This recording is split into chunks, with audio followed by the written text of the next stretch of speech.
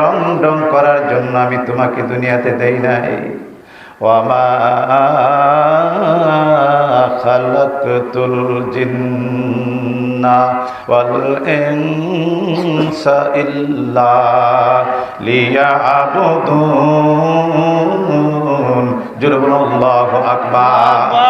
মানুষ এবং জিন জাতিকে শুধু আমার ইবাদত করার জন্য আমি দুনিয়াতে পাঠিয়েছি, শুধু আমাকে খুশি করার জন্য, আমি আল্লাহ তাআলাকে খুশি করার জন্য, আমার রাসূলের অনুকরণ করার জন্য আমি মানুষকে দুনিয়াতে পাঠাইছি।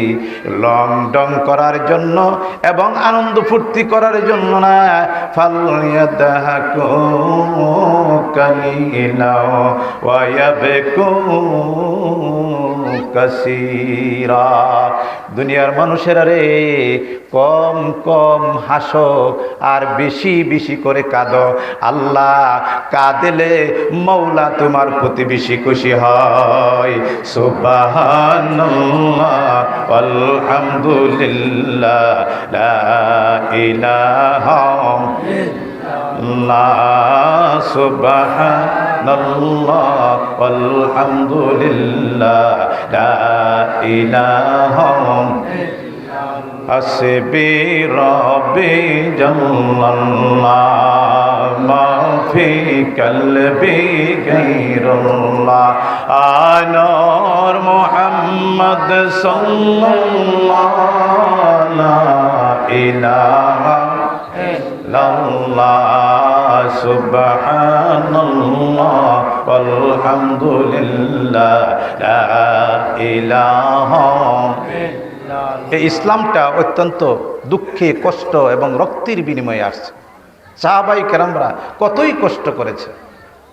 ইসলামের প্রথম যুগে কোনো মুসলমান, কোনো দিনদার যদি কালেমা পড়ে রাসূলের দলে আসছে, তখন তার নির্যাতন নিপীড়নের কোনো শেষ হচ্ছে না। আল্লাহর নবী যখন কালেমার দাওয়াত দিলেন, তিনি মক্কার পরিবেশটা এতগুলো যুগ তৈরি হলো যে কোন সময় তাকে মারুন, তাকে কোন সময় হত্যা করুন, এমন পরিস্থিতি তৈরি হওয়ার পরে আল্লাহ রাব্বুল আলামিন বলল, বন্ধু আপনি মক্কা থেকে এখন ইসলাম প্রচার করাটা বড় কঠিন হয়ে দাঁড়াবে, আপনি মদিনা হিজরত করেন। মদিনা হিজরত করে চলে গেলেন। কিছু কিছু ইমানদাররা গোপনে গোপনে চুপচাপ হয়ে রয়েছে। চুপ হয়ে থাকে না? দেখেন না এলাকাতে যখন মারামারি হয়, পুলিশে যখন আসে রাত্রেবেলা চুপ হয়ে জঙ্গলার ভিতরে থাকে। হ্যাঁ, প্যারে হাজিরিন, কোন দিকে আলোচনা করব? আলোচনার দিক খালি বাড়ে।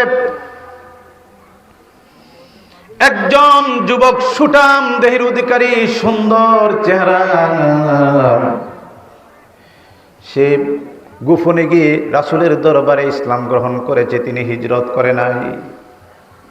গোয়েন্দারা ধরে ফেলেছে, এই ছেলেটা ইসলাম কবুল করেছে, ইসলাম কবুল করেছে। ইন্নাদ্দীনা ইনদাল্লাহিল ইসলাম, আল্লাহর মনোনীত ধর্ম ইসলাম মেনেছে। আবু জাহেল তার সঙ্গ, তার সেনাবাহিনীদেরকে পাঠিয়ে দিলেন, যাও যাও তাকে অ্যারেস্ট করে নিয়ে আসো। তার সেনাবাহিনীরা অ্যারেস্ট করে নিয়ে আসলেন। যুবককে বললেন, যুবক তোমাকে আজকে থেকে হ্যান্ডওভার করলাম, জেলখানার ভিতরে প্রবেশ করাইলাম। তুমি বাঁচতে পারো একটা শর্তে, যদি মুহাম্মদের কালিমা ছেড়ে দাও। যুবক ডাকতে বলে, আমি যুবক কালমা গ্রহণ করেছি, কিন্তু আমার জীবন যেতে পারে, ঈমান আমি দিব না, আমার প্রাণ যাবে, কিন্তু মুহাম্মদের কালিমা আমি জীবন ছাড়ব না। তাকে অ্যারেস্ট করে ফেললেন। বলে, যুবক রে, তুমি যদি পরিবর্তন না হও, তাহলে তোমার মৃত্যু অনিবার্য। যুবক বলে, কাফের বেঈমানরা যার যখন মৃত্যুর সময়, সেই তখনই মৃত্যুবরণ করবে, কারণ মৃত্যুটা মানুষের সব সময় পাশে পাশে দৌড়াই, মৃত্যু কোনোদিন ডেকে আনতে হয় না। আইনামা তাকুনু ইয়াদরিকুমুল মাউতু ওয়ালাউ কুনতুম ফি বুরুজিন মুশাইয়্যিদা। মৃত্যু যখন সময় হয় তখনই ধরবে, এক সেকেন্ড সময় কাউকে দেওয়া হবে না। বন্ধুরা আমার, নবীজির শ্রেষ্ঠ অত্যন্ত আদরের একজন বিবি ছিলেন। আরব জাহানের মধ্যে শ্রেষ্ঠ ধনী ছিলেন। তার মতন ধনী, তার মতন পয়সাওয়ালা আর কেউ ছিলেন না। তিনি নাম ছিলেন আম্মাজান খাদিজা, খাদিজাতুল তোহরা, খাদিজাতুল কুবরা।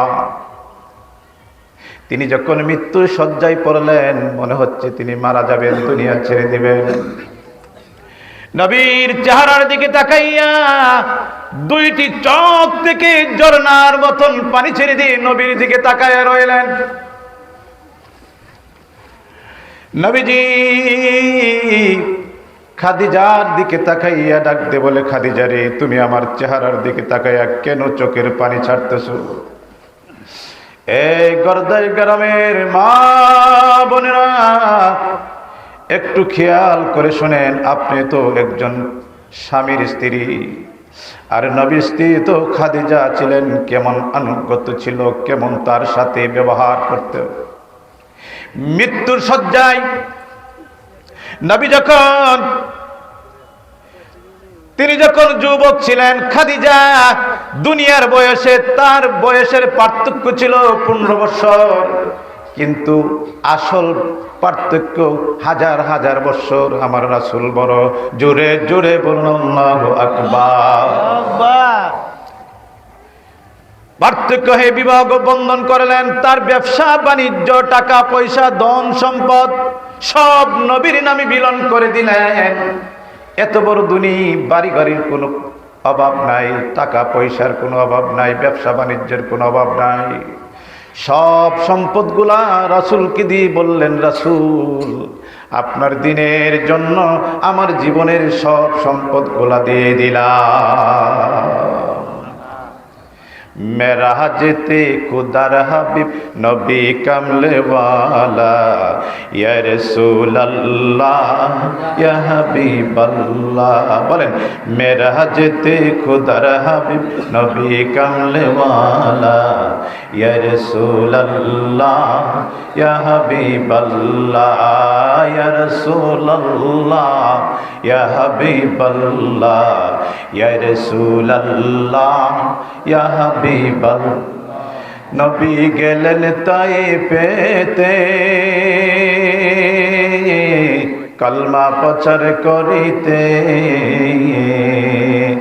दुष्ट काफेर माल्ल पाथर, दुष्ट काफेर माल्ल पाथर नबीजिर पाक बदने या रसूल अल्लाह या हबीब अल्लाह। छाड़ेन, गला छाड़े बोलेन, या रसूल अल्लाह या हबीब अल्लाह या रसूल अल्लाह या মানুষের রূপে দরিয়া নবী আসলেন ববেতে।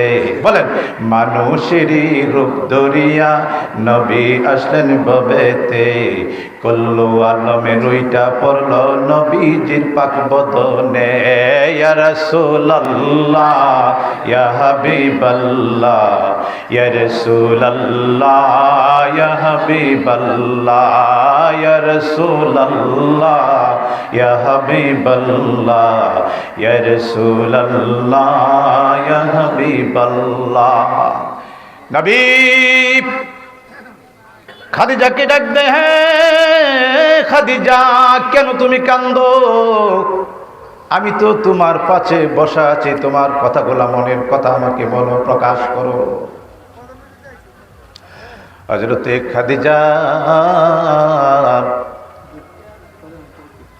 মাশাআল্লাহ আমাদের প্রধান অতিথি হিসেবে আসছেন। আপনারা সকলে ওনার অপেক্ষা করবেন। আল্লাহ যেন ওনার আলোচনা সকলে শুনে যেতে পারি, তৌফিক যেন দেয়। সকলে বলেন আমিন। আমিন। বন্ধুরা আমার, আল্লাহর নবী ডাক দে বলে, খাদিজা কেন তুমি কাঁদো? খাদিজা ডাক দে বলে, হুজুর, আপনার সাথে আমার বিবাহ হওয়ার পরে আমি আপনার কাছে কোনোদিন কোনো আবদার করি নাই, কোনো কিছু দরখাস্ত করি নাই। আমার টাকা পয়সা, ধন দৌলত যা আছে সব তোমার আপনাকে দান করে দিলাম। এ নবী রাহমাতাল লিল আলামিন, আমার মন বলছে আমি কিছুক্ষণের মধ্যে আমার প্রাণ চলে যাবে, আমি মৃত্যুবরণ করব। নবী গো, জীবনে কোনো দিন আপনার কাছে কোনো দরখাস্ত করি নাই। কোটি কোটি সম্পদ আপনাকে দিয়েছি, দেওয়ার পরে আপনি ইসলামের জন্য সম্পদগুলো বিলীন করে দিয়েছেন। একদিন, 2 দিন, 3 দিন, 7 দিন পর্যন্ত উপাস রয়েছি। কোনোদিন একদিন বলে নাই নবী এত ধন সম্পদ দিলাম আপনাকে, কেন আমি খাদিজা উপাস থাকবো, আমি কষ্ট করব? রাসূল, আজকে আপনার কাছে আমি 3টা প্রশ্ন করব, 3টা আবদার করব। আমার আবদার আপনি রাখবেননি, আমার সাথে আপনি কথা দিবেননি। খাদিজা রে, তুমি আমার দুঃখের সাথী, তুমি আমার সুখের সাথী, তুমি আমার কষ্টের সাথী। এ খাদিজা, তুমি তিনটা আবদার কেন? তুমি যা আবদার করবে আমি নবী সকল আবদার গ্রহণ করে নিব। তাহলে আপনি আমার কথা রাখবেন। অনেক সময় কিন্তু স্বামীর কাছে স্ত্রীরা কিন্তু অনেক আবদার করে না? ওয়া আশিরুহুন্না, কোরআনের মধ্যে আছে ওয়া আশিরুহুন্না বিল মারুফি, তোমাদের স্ত্রীদের উপরে তোমাদের ন্যায়সঙ্গত অধিকার আছে। স্ত্রীদের সাথে তোমরা সুন্দর ব্যবহার করো, তোমার সাথেও স্ত্রী ব্যবহার করবে। কিন্তু এমন সময়ের মধ্যে আছে, এমন সমাজের মধ্যে আছে, স্ত্রী এবং স্বামীর মধ্যে ঝগড়া লেগে অনেক কিছু ফাহিশা কথা বলে। এমন কিছু কথা মুখ দিয়ে বাহির হয়ে যায়, যেই কথার কারণে স্ত্রী এবং স্বামীর মধ্যে পৃথক হয়ে যায়, ফরজ হয়ে যায়, ঠিক না? আমি আমার বাসার পাশে যখন আজমির থেকে আমি নামছি, কাকালচে আসছি, তখন একটা লোক বিদেশ, তার বাড়ি ছিল ময়মনসিংহ, এর পাশে আমার বাসাটা ছিল, টিনচের বাসা, চিনবেন হয়তো, নরজাকান্দার আব্দুল আলীর একটা বাসা ছিল। স্বামী স্ত্রী ঝগড়া লাগছে। ও মা বোনেরা, একটু খেয়াল করে শোনেন। তো এই ঝগড়া লাগার পরে স্বামী কইতাছে জামাই রে, ও বাপ, ও বাপ, মানে বাপ ডাকে, নাউজুবিল্লাহ কবেন না? বউ তারে ডাকে আবার উল্টাটা, বুঝেননি? এই ধরনের শব্দ যদি স্বামী স্ত্রী ব্যবহারের সাথে সাথে তালাক হয়ে যায়, আবার পুনরায় আপনার কালমা পড়ে এরপরে আবার বিবাহ বন্ধন করতে হবে তওবা করে। তাহলে এসব ভাষা কি বলা যাবে? বলা যাবে। স্বামীর সাথে আবদার করতে পারেন, সুন্দর সুন্দর ব্যবহার করতে পারেন। ওয়ালাহুন্না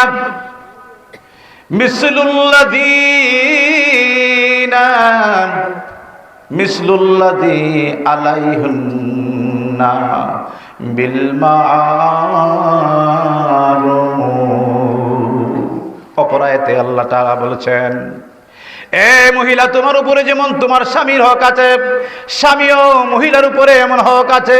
সুতরাং তোমরা শোনো, দুজন পক্ষ সুন্দরভাবে ব্যবহার করে কথাবার্তা বলে তোমার জীবন যাপন করো। যদি জীবন যাপন করো, তোমার স্থান হবে পরকালে জান্নাতে। নবীর চেহারার দিকে তাকায় রইলেন। আল্লাহর নবী বলো, খাদিজা, তোমার 3টি আবদার বলো, আমি গ্রহণ করে নিব। খাদিজাতুল কুবরা আল্লাহর নবীকে ডাক দেই, নবী গো, আমার প্রথম আবদার হলো, আপনার শরীরে যে জামাটা আছে, এই জামাটা দিয়ে আমি যখন মরব, আমার দাফনের কাপড় ব্যবহার করবেন। জোরে বলুন আল্লাহু আকবার। আপনার পরনের জামাটা দিয়ে আমার কাফনের ব্যবস্থা করবেন, দাফনের ব্যবস্থা করবেন। চিৎকার করবেন আল্লাহু আকবার। খাদিজা, তোমার যদি আমি আমার পুরান জামা দিয়া কাফনের ব্যবস্থা করি, আরববাসীরা কবে, দেখো মোহাম্মদ কত ছোট মন, যে এত লক্ষ লক্ষ কোটি কোটি সম্পদ খাদিজা মোহাম্মদের ইসলামের জন্য বিলীন করে দিল, আর মোহাম্মদ পুরান একটা জামা দিয়া খাদিজারে দাফন করলো। তারা আলোচনা করবে, সমালোচনা করবে, তারা সমাজে ডল তুলে দিবে। এটা কি সম্ভব? কনা হুজুর, সমাজ কি বলে, দেশ কি বলে আমার দেখার প্রয়োজন নাই। কেন তুমি এমন আবদার করলাম? হুজুর, আমি জানি যাকে সৃষ্টি না করলে দুনিয়া কোনো সৃষ্টি হতো না, জান্নাত জাহান্নাম সৃষ্টি হতো না। এই দুনিয়ার জন্য, পরকালের জন্য, আখিরাতের জন্য তিনি হলেন রহমত, তিনি হলেন বরকত। ওয়ামা আরসালনাকা ইল্লা রাহমাতাল লিল আলামিন। আল্লাহু আকবার, আল্লাহু আকবার। খাদিজা বলে তিনি হলেন রাহমাতুল লিল আলামিন। সুতরাং রহমত বরকত সব নবীর জানাম।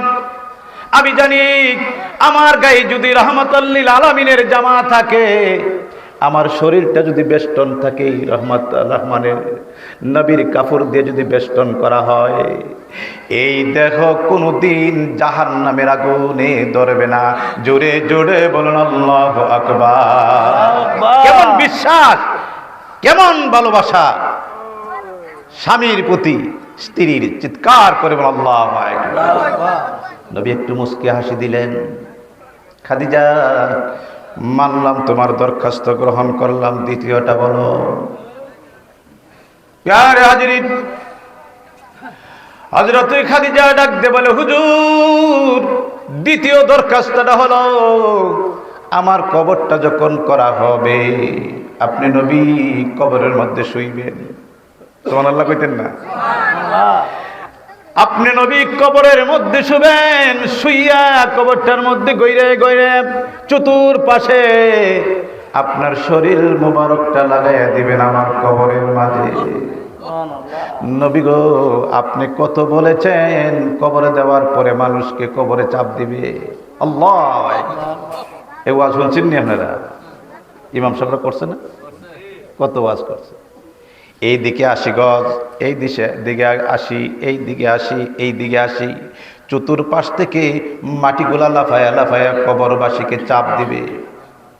কবরবাসী যদি নেককার হয়, ডান হাতে যদি আমলনামা পায়, ওই কবরবাসী যখন কবরে চাপ দেবে, মনে হবে ছোট বাচ্চা মা কোলে নিয়ে যেইভাবে চাপা দিয়ে আদর করে, ওই কবর মনে হয় এমন ভাবে আদর করছে। জোরে জোরে বলুন আল্লাহু আকবার।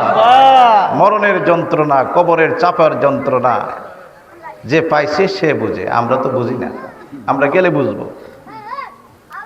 ঈসা আলাইহিস সালামকে আল্লাহ তাআলা একটি মজুজা দিয়েছিলেন। তিনি যখন পুরাতন কবরের পাশে গিয়ে দাঁড়াইতেন, দাঁড়ানোর পরে কবরের পাশে গিয়ে দাঁড়াই বলতো, কুম বিজনিল্লাহ, ও কবরবাসী তুমি কবর থেকে উঠো। মাটিগুলা ফেটে দুই পাশে সরে সতেজ বুড়ি হইয়া কবর থেকে লোকটা হাজির হয়ে গেল। লোকটাকে প্রশ্ন করে, হে কবরবাসী, এই কবরের ভিতরে তুমি কত বছর আছো? 1500 বছর আছি। সুবহানাল্লাহ কইতেন না? সুবহানাল্লাহ। 1500 বছর আছি। ও কবরবাসী, তুমি যে 1500 বছর পর্যন্ত কবরে আছো, বলো তো দেখি কবরের অবস্থা তোমার কি অবস্থা আছে? বন্ধুরা আমার, কবরবাসী ঈসাকে ডাক দে বলে, ও ঈসা নবী, 1500 বছর 1500 বছর আগে যে মৃত্যুবরণ করেছি, মরার সময় যে একটা পানির পিপাসা হয়েছিল, আজরাইল আলাইহিস সালাম যে রূহটা নিয়েছিল, শরীরের মধ্যে যে একটা ব্যথা উঠেছিল, এই ব্যথাটা, পানির পিপাসাটা 1500 বছর পর্যন্ত আমার শরীর থেকে যায় না।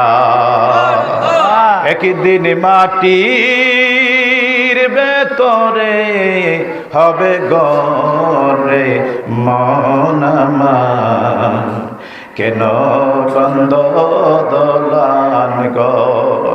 একদিন মাটির ভেতরে হবে গরে মন আমার, কেন বন্ধ দলান ঘর।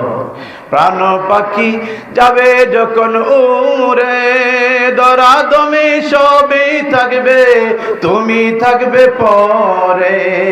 বন্ধু বান্ধব যত, মাতা পিতা সবই শত, সবই হবে তোমার পরে। মন আমার কেন বান্ধ দলান ঘর, একদিন মাটির ভেতরে হবে গরে। মন আমার কেন বান্ধ দলান ঘর। থাকবো আমরা, থাকবো, কেউ থাকবে না, সকলেই মাটির ভিতরে চলে যাবে। 40 দিন পরে, 1 সপ্তাহ কানবে, 15 দিন কানবে, 20 দিনের পরে আর কানবে না। বলবে একটা জেফত করো, 40 দিনের মধ্যে একটা জেফত করো। আমাদের সামনে জেফত করে না? একটা গরু আনলো, জেফত করলো, খাইলো, ফুর্তি করলো, সকলে চলে গেল। এরপরে মা বাবার কথার স্মরণ থাকবে না। ও বন্ধুরা, তোমার মা বাপ যে কবরে গেছে, মা বাবার কবরের পাশে গিয়ে দাঁড়াইবা, দাঁড়াইয়া বলবা, কবরের পাশে দাঁড়াইয়া সূরা ফাতিহা, ইখলাস শরীফ পড়বা, দুরূদ শরীফ তেলাওয়াত করে কবরের পাশে দাঁড়াইয়া যদি বলো, রব্বির হামহুমা কামা রব্বায়ানি সগীরা। তুমি আল্লাহর কাছে যদি দোয়া করো, আল্লাহ রাব্বুল আলামিন মা বাবার জন্য দোয়া শিখাই দিয়েছে। ও বন্ধুরা, মনে পড়েনি মা বাবার কথা, কিন্তু কোনোদিনও মনে পড়ে না আব্বা আম্মার কথা। তুমি আজকে বাবা হয়েছ, তুমিও একদিন কবর চলে যাবে। তোমার সন্তান, তুমি যদি তোমার মা বাবার কথা স্মরণ করো, তোমার সন্তানেরাও তোমার কবরের পাশে যাবে। আর তুমি যদি তোমার মা বাবার কবরের পাশে না যাও, তোমার সন্তানরাও তোমার কবরের পাশে যাবে না। এই জন্য আপনি প্রশিক্ষণ দেন, আপনি আপনার ছেলে মেয়েদেরকে দেখায় দেখায়া আপনার বাবার কবরে, আপনার মার কবরের পাশে গিয়ে আপনার দাঁড়ায়া সূরা ইখলাস, সূরা ফাতিহা তেলাওয়াত করে দোয়া করেন। আপনার দোয়া যদি কবুল নাও হয়, দোয়া যদি কবুল নাও হয়, যতক্ষণ পর্যন্ত আপনি হাত উঠাইয়া দোয়া করবেন, ততক্ষণ পর্যন্ত কোরআন হাদিসে আছে যে আপনার আব্বার কবরে আযাব হবে না। জোরে বলেন আল্লাহু আকবার। তাহলে মা বাপ শান্তি পাইবনি?